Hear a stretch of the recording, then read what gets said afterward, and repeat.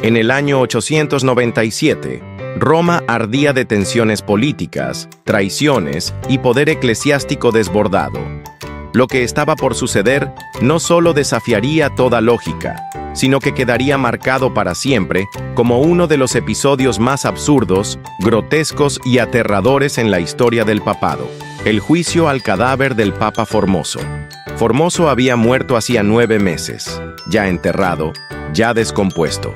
Pero eso no impidió que su sucesor, el Papa Esteban VI, lo sacara de su tumba y lo llevara a juicio. Literalmente, el cadáver fue exhumado, vestido con las vestiduras papales, sentado en un trono, y sometido a un proceso judicial completo, como si aún estuviera vivo. El evento se conoció como el Sínodo del Cadáver. La historia de este juicio empieza mucho antes, con una red de alianzas rotas, rencores políticos y la peligrosa mezcla entre religión y poder. Para entender por qué un papa decidió juzgar a otro después de muerto, hay que regresar al siglo IX, una época de caos e inestabilidad para la Iglesia. Formoso había sido nombrado papa en 891. Su elección fue polémica desde el inicio. Durante años había servido como obispo en Porto y enviado como embajador papal a Bulgaria y a otras regiones. Tenía experiencia, influencia y enemigos. Muchos lo acusaban de ser ambicioso, demasiado involucrado en la política y de haber manipulado situaciones para favorecer a ciertos reyes y emperadores. Uno de los grandes conflictos durante su papado fue el apoyo que Formoso dio al rey Arnulfo de Carintia para convertirse en emperador del Sacro Imperio Romano Germánico, desafiando a la poderosa familia de los duques de Spoleto, quienes también reclamaban ese derecho. Esto le granjeó el odio de la poderosa facción de los espoletanos, quienes jamás le perdonarían haber debilitado su poder. En 896, Formoso murió. Fue enterrado con honores en la Basílica de San Pedro, pero su legado quedó dividido y su nombre cargado de controversia. Poco después, su sucesor, Bonifacio VI, murió tras solo 15 días en el trono. Entonces subió al papado Esteban VI, vinculado directamente con la familia de Spoleto. Y aquí es donde el infierno comienza. Esteban VI tenía una misión: destruir el legado de Formoso, borrar su influencia, desacreditarlo completamente. Pero lo haría de una forma tan extrema, tan grotesca, que la historia jamás la olvidaría. Convocó un juicio, un sínodo, pero el acusado estaba muerto. Eso no fue obstáculo. Ordenó que desenterraran el cuerpo de Formoso. 9 meses después de su muerte, el cadáver ya estaba en avanzado estado de descomposición. Aún así lo sacaron de su tumba, le pusieron las vestiduras papales y lo sentaron en una silla en el Palacio de Letrán.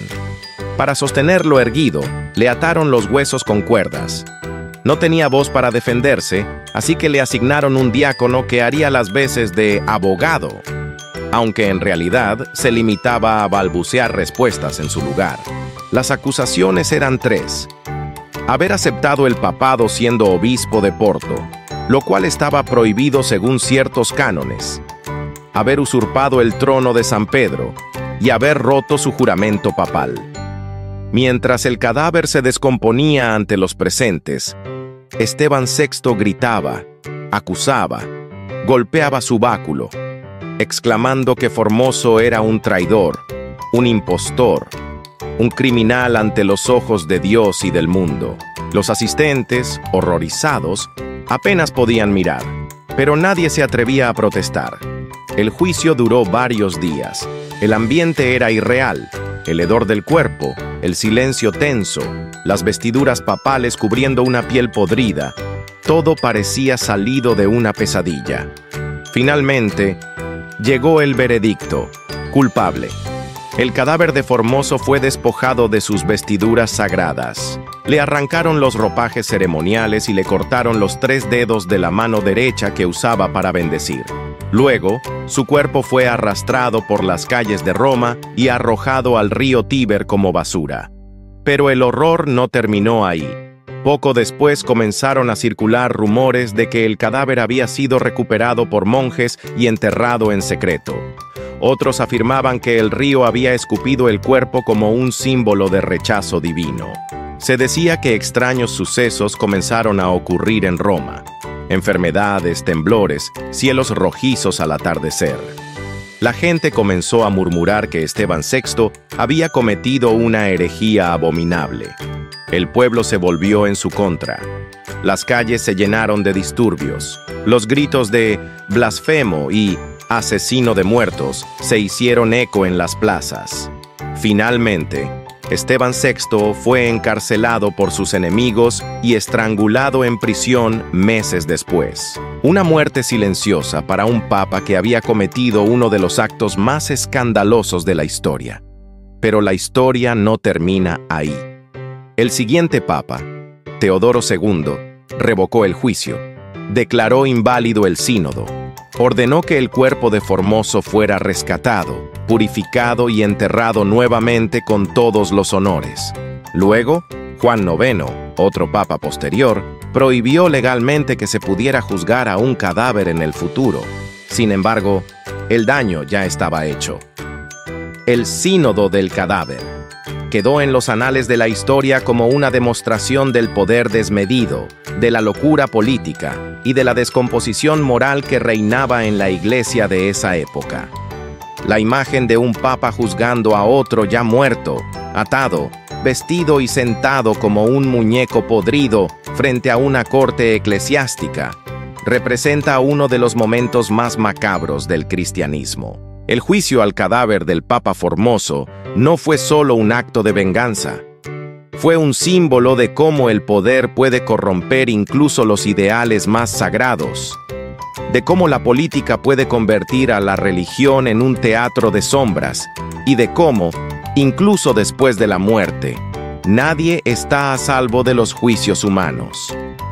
Se dice que, desde entonces, los fantasmas del Vaticano recuerdan aquel juicio con vergüenza, que en noches de luna llena, en los pasillos silenciosos de San Pedro, se puede oír el arrastre de una silla vacía, y que algunos han visto una figura encapuchada, sin rostro, levantando una mano esquelética como si quisiera bendecir o maldecir.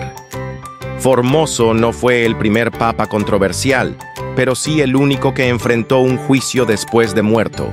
Su historia nos recuerda que, a veces, la realidad supera la ficción, que ni la muerte garantiza descanso, si los vivos están decididos a convertir el pasado en campo de batalla.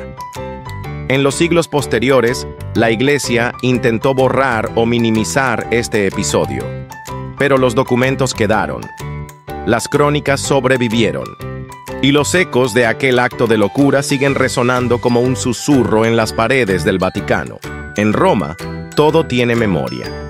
Y ese juicio, aunque insólito, dejó una cicatriz en el corazón de la Iglesia que jamás se borrará. Esto fue Hablemos de Historias con Saúl. Suscríbete, dale like, activa la campanita y comparte.